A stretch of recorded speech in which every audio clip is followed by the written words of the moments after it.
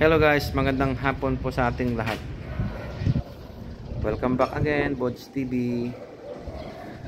Nandito tayo ngayon sa 4th floor guys. Kasi nandito yung ating motor. Kasi guys, yung motor natin, may in-new look natin. Alright? Tingnan nyo na lang guys.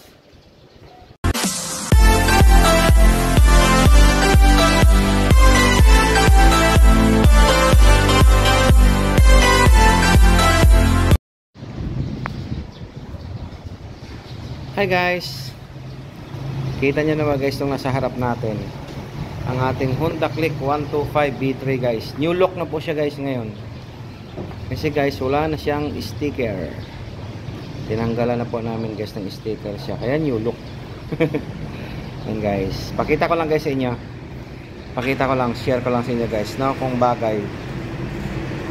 Actually guys, ang tagal kung pinag-isipan yan, yung ano niya, pinag-isipan ko yung sticker niya, no, kung kailan ko tatanggalin.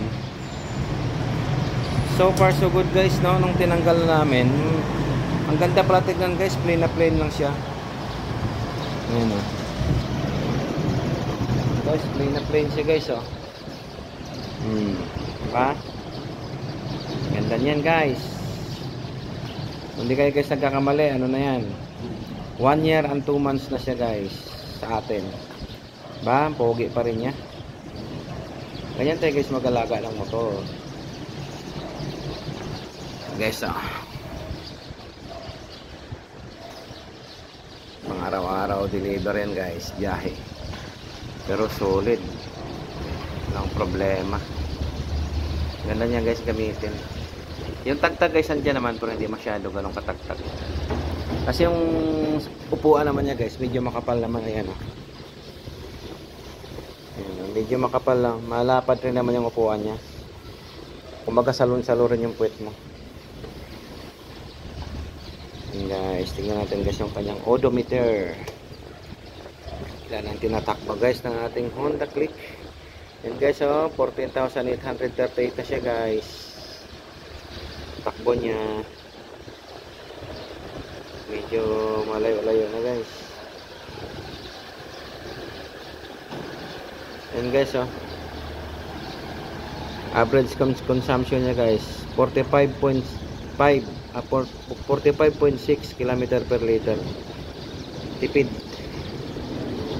guys, matipid siya guys. New look na siya guys, ano, ang ganda niya pala guys. Tignan guys, ngayon kung nakita siya talaga, oh. Pag wala siyang sticker, ang tagal ko guys pinag-isipan yan. Ngayon ko lang na fully, ano, ngayon ko lang talaga na pagtamto na tanggalin na talaga siya guys, oh. Yung look niya guys, ang ganda, no. Kulay gray siya guys. Hindi siya gray guys na yung dark, medyo light ang pagka-gray niya. Pogi talaga ng Click 125 B3. 1 year na siya guys and 2 months nagamit. Pero guys, wala pa akong nagiging problema sa kanya. As in wala guys ako nagiging problema sa kanya. Napakaganda niya gamitin. May konting dragging yung bago ka umarangkada, pero natural na yun guys. Ano na yun, signature na ng Honda yan. Kahit yung ADB ko dati, saka yung PCX ko ganun din, madragging din yun pag yung unang arangkada. Signature na guys ng Honda yan. Ayan guys, oh. Putanong natin guys. Diba guys? Kaya new look siya guys kung tawagin. New look siya kung tawagin kasi wala na siyang sticker. Guys, kinuhaan ko lang guys ng video. Kasi na vlog ko na kasi to guys ng may sticker. Baso ngayon na wala siyang sticker. Saka ko ulit binlog. Ang pogi niya pala guys. Nakaka-in love. Pogi ng clip. Yan guys. Biruin mo guys, no? Kung tutusin, ang dami ko ng motor na nahawakan. NMAX, EDB, PCX. Marami na guys, hindi lang yan. Sa underbone, ang dami ko underbone na nahawakan. Pero well, ganun talaga. I-let go mo talaga ang bagay na hindi mo na kayang alagaan. So, ganun naman ang life. Ganito guys, pero ito guys, magtatagal sa akin to. Itong motor na to. Kasi guys, alam niyo kung bakit? Wala nang pambili. Wala nang pambili. Wala nang pamalit. Ayan guys, alagaan ko na lang ito siya. Saka nang una, sa kategory kasi guys ng scooter, siya yung middle eh. Kumbaga medium. Hindi siya maliit, hindi rin siya bulky masyado. Kasi guys, ang mga large na scooter, no, tinatawag na large, yung mga NMAX, EDB, PCX, ito kasi guys, middle siya, nasa gitna lang. Yung katamtaman lang yung laki niya. Hindi siya bulky, hindi rin siya maliit. Yung small naman guys, yun yung mga Mio, mga Beat, Mio Sporty, yun guys. Yun guys yung mga maliliit na tawag. Yun yung small. So ito guys, ang kategory niya, nasa middle, medium lang siya. Unang-una guys, no, alam nyo kung bakit nagustuhan ko to. Kasi sa dami ko ng scooter na hawakan, halos lahat na yata eh. Ano guys, una-una sa maneuver, no, yung magmamadali kang umalis, nagmamadali kang magliko, magmamadali kang kumbaga sa mga singitan guys, yan, pagpalagay natin sa mga traffic, yan. Singitan, saka yung mga kalye-kalye guys, papasok ka. Ano siya guys, napakadali niyang ipasok. Kumbaga hindi ka ba hirap na ipasok siya kasi yung katawan niya guys, middle lang. Hindi siya ganun kabalki. Lalo na guys yung Beat, yung Honda Beat, mas grabe 'yun. Mas ang napakaganda nun ang ganda nun isingit saka ipasok sa mga kalye-kalye, yung Honda Beat. Ito nga guys, solid na 'to eh. So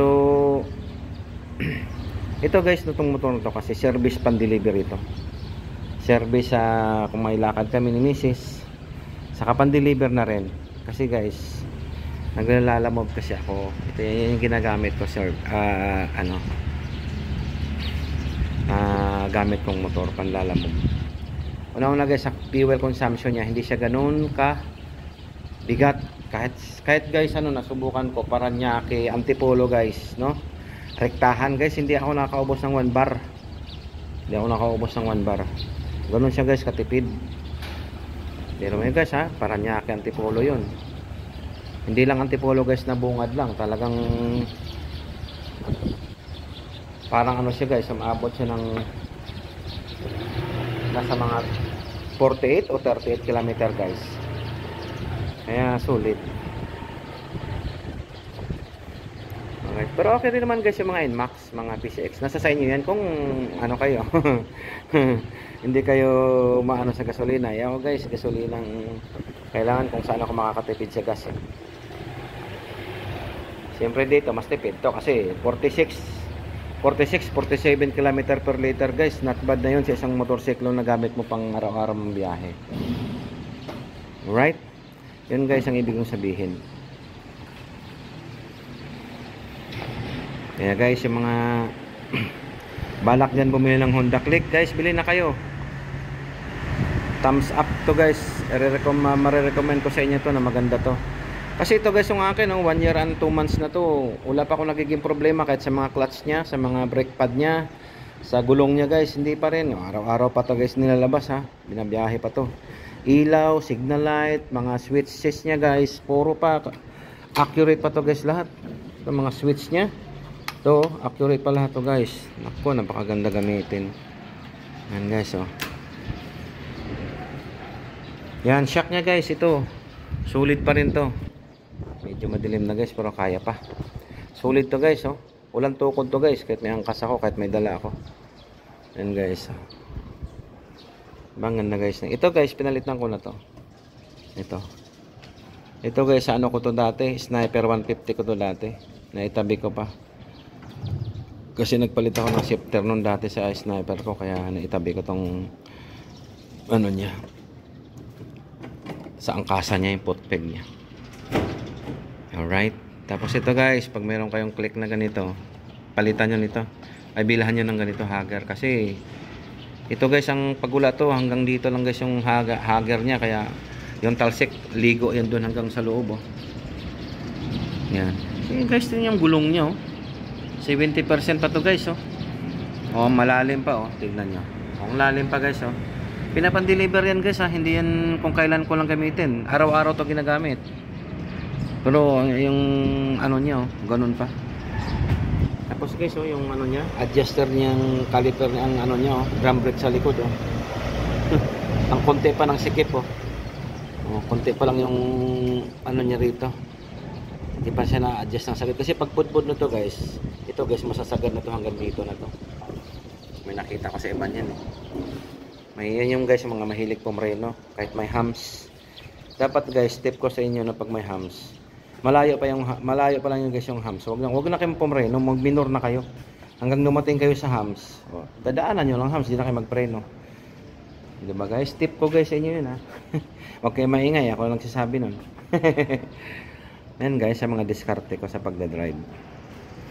Hindi ko sinabi guys na napakaling ko mag-drive, pero marunong na tayo mag-ano sa mga masante makakatipid sa mga piyesa niya na hindi siya agad malalaspag, hindi siya agad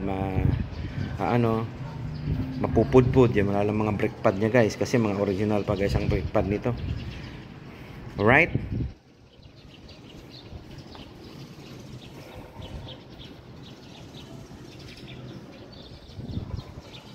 Alright, okay guys, bye bye, see you next vlog. Thank you for watching. God bless sa lahat. Bye.